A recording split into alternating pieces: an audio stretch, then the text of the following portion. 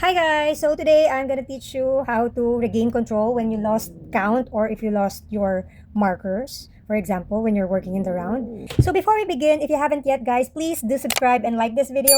I would really appreciate it. Okay, so what you're gonna do, for example, if you're working in the round, so we usually mark our first chain, right? Before we begin our new row. So for example, you're gonna start your new row. Okay, so you will put your marker on the first chain and then continue working. But then along the way, for example, along the way, your marker accidentally slips off. Oops. Okay. And then you are working, and then you realize, where's my marker? Oh my God, I lost count and I lost my marker. So all you need to do is you just find the last row where you did your last increase. So for this particular project, my last increase is 7 single crochets and then increase. Okay. So all I need to do is find my last increase. So I see an increase here. I would like to check if there are more increases after that. So if you don't see any other increases after this increase, then that means that this is your last row where you did your last increase. So that means that this is your first chain on the next row. So that means that this column here is your first chains. So then you can put your marker there. Okay.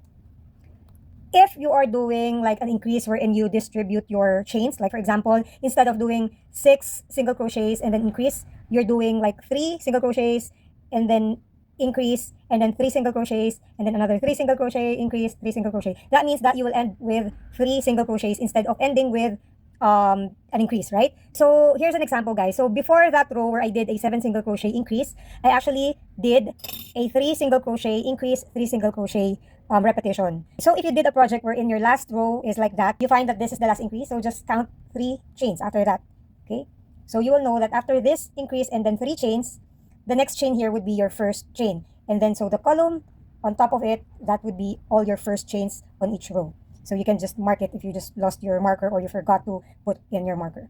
Okay, so that means, guys, that this would also help you if, for example, you lost count of your rows, if you're doing like a repetitive row. So for example, you're doing 4 rows of 54 single crochets and you don't know which row you're in already. So all you need to do again is find your last increase. Okay, so this is your last increase.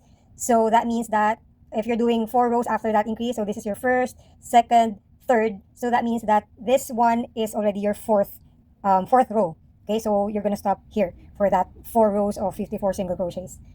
Okay guys, so I hope this video helped, and please again don't forget to subscribe and hit the like button, and I'll see you next time.